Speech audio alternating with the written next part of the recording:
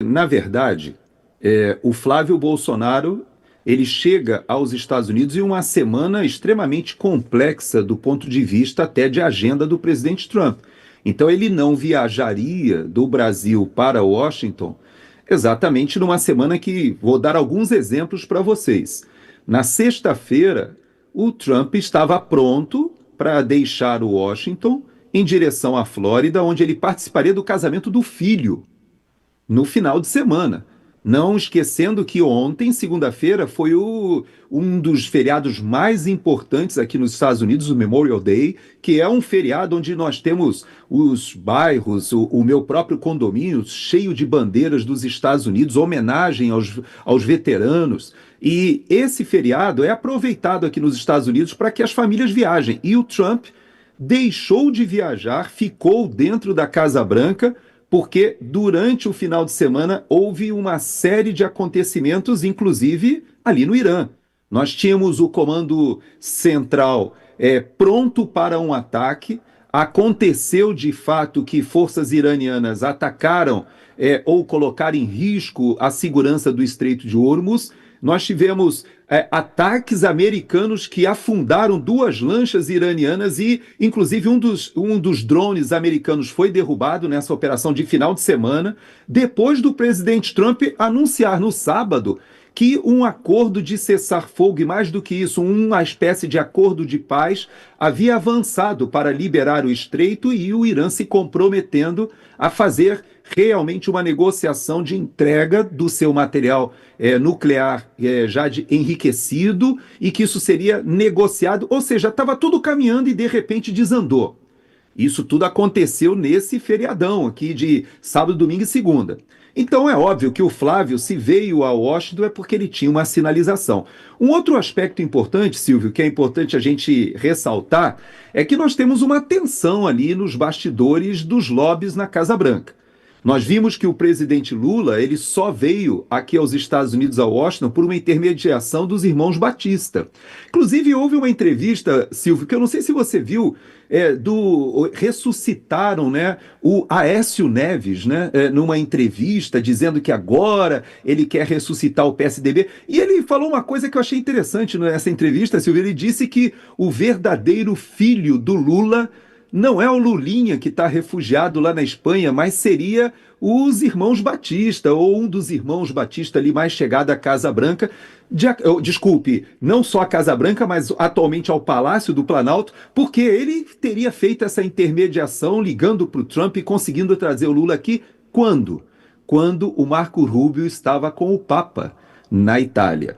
Então há uma tensão na Casa Branca entre o lobby dos irmãos Batista e de alguns grupos financeiros do Brasil. Tem gente que diz que a XP Investimentos também está envolvida, tem gente que dizem que alguns grupos da Faria Lima estariam envolvidos, mas o fato é que há uma tensão entre o Departamento de Estado, que não retirou a proibição dos vistos dos ministros da Suprema Corte, que continuam sancionados aqui nos Estados Unidos, apesar do Lula ter incluído esse assunto na última reunião. Ele chegou a dizer para os jornalistas, dizendo, olha, eu entreguei para o Trump, porque vai que da última vez que eu entreguei essa relação, alguém perdeu, não, tirou do colo dele, como se fosse assim, né, nesse nível de improviso que as coisas acontecem. E ele ainda falou, não, porque às vezes alguém me entrega um papel e algum assessor pega e depois aquilo se perde, como se houvesse esse nível de improvisação aqui nos Estados Unidos. Mas o fato é que o Marco Rubio lidera um grupo que odeia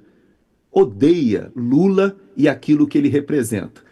E ele não estava nessa reunião com o Trump. E o Marco Rubio, uma das questões que eu queria perguntar ao Flávio, se eu tivesse oportunidade, Silvio, é se ele conseguirá encontrar com o Marco, porque ele estava na Suécia, na sexta-feira, quando eu estava no Mundial Telenotícias, ele estava voando para a Índia, teve uma série de reuniões na Índia e hoje já está chegando em Washington.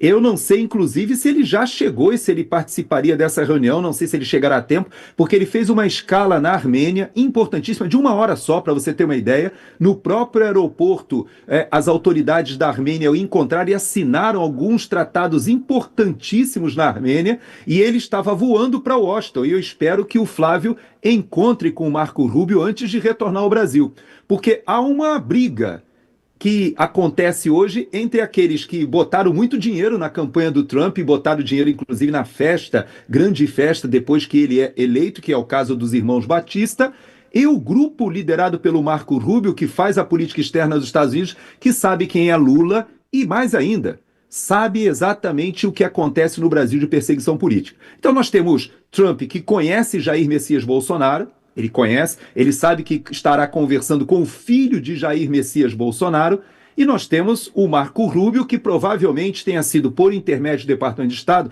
quem fez essa agenda. Eu imagino, Silvio, que até para evitar questões diplomáticas maiores, isso obviamente não entrou na agenda oficial do presidente Trump, está ali como encontros políticos, está colocado hoje à tarde ali na agenda do presidente Trump, que hoje de manhã ele teve atendimento médico, odontológico, aquele check-up que ele faz, ele é obrigado a fazer, e na parte da tarde tinham lá 3 slots, né, 3 aberturas na agenda dizendo o seguinte: encontros políticos.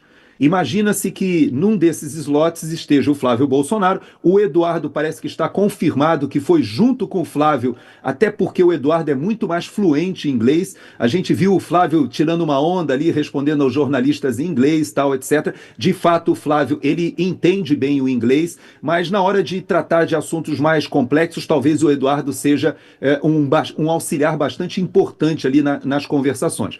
Seja como for, parece que a agenda tratará da questão do PCC e Comando Vermelho, da classificação, da situação geopolítica na América do Sul, talvez entre até a questão do momento que a Bolívia está vivendo também. Não sabemos, mas uma coisa é certa: esse encontro é algo completamente inusitado num contexto em que nós estamos vivendo. É um pré-candidato que é senador da República. Se a embaixada não autorizar a utilização para a entrevista coletiva, como parece que está se desenhando, eles terão que fazer essa entrevista coletiva talvez no saguão do hotel, não sei.